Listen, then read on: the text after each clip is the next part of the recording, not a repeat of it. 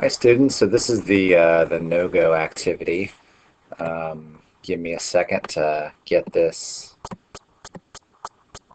going on here. There we go.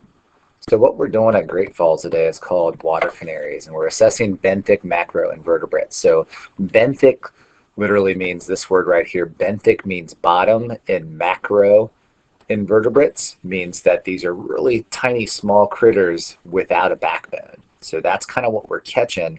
And based on what we catch and identify, that tells us how healthy the stream is.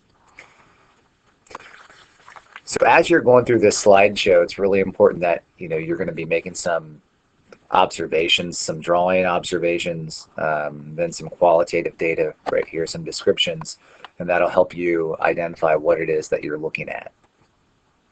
So when you're identifying things, consider these things when you're trying to identify the organism. Number one, segments. You can see these body segments right here, whether it's worm-like or is the abdomen fleshy or armored plated? Does it look like you can squish it? Does it have a hard outer core? If it's not worm-like right here, like this right here, um, is it tiny? Is it less than a centimeter? I know some of the pictures can be hard to tell, but do you have a hard time seeing anything more than just a squiggly line? Is it large and plump? Those are some body characteristics. For the legs, how many legs? Does it have segmented legs? Does it have 6 legs? More than 6 legs? When we say pro legs, these are right here. This little guy right here, kind of short, stumpy legs, used for movement. But you're going to need to identify the legs. The tails, 2 tails. Does it feather-like? No tail at all. Does it have a tail-like projection at the end? I mean, these are all characteristics of these macro invertebrates. Notice about gills. Does it have gills? All right, these little fluffy things right here are they're more feather-like. Those are abdominal gills, or we have some more abdominal filamentous gills right here in this guy. And you might have something like here with the shell with the internal gills inside. So make note of whether or not you feel that it has gills. And so we're looking at this little critter here. Do you see any visible gills? Count the leg numbers. You might even identify the length. Notice the antenna right here. Does it have wings? Does it have eyes? Does it have a tail? Things of that nature. Okay. So what you're going to do is I'm going to show you 15 different types of organisms. You're going to draw them, make characteristics, and you're going to use what's called a dichotomous key to kind of identify them. I'm not going to leave the slide visible for 2 minutes since I'm not here. So what you want to do, if you need more time, then simply hit the pause button, finish drawing your picture, then hit play again. Okay? So here's specimen 1. And again, if you need more time, hit the pause button and finish your drawing. Here's specimen 2. These are real things that we've caught on this field study. Again, hit the pause button if you need more time.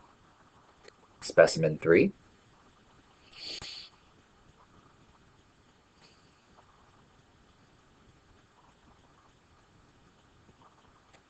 Specimen 4. I know there's 3 pictures here, but you may draw one. Just give you 3 different looks, though. Specimen 5.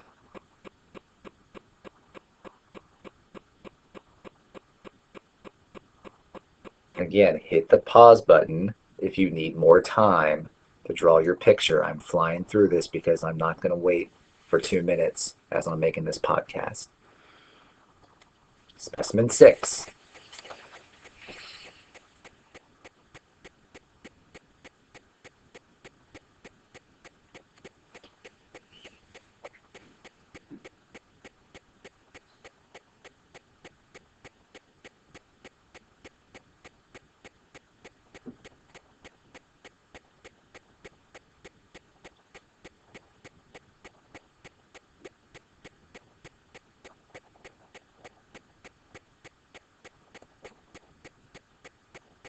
Again, I'm giving you some different viewpoints of these specimens.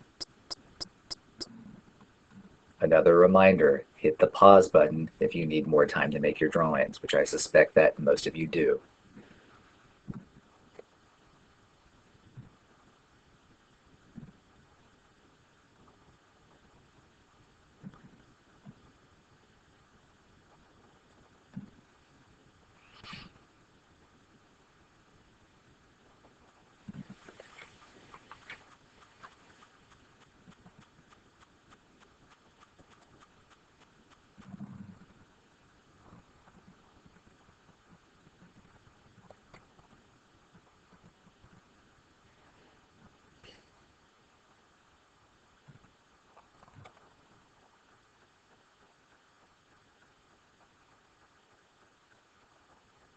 So now that you've made all of your observations, we are going to start identifying them.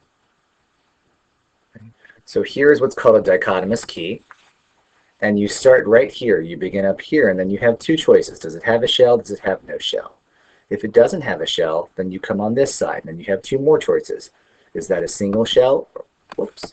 Is that a single shell or a double shell? Single shell, you go down this side. Double shell, come down this side. It's a clam. And you keep on following the key until you have this circle here with an actual name.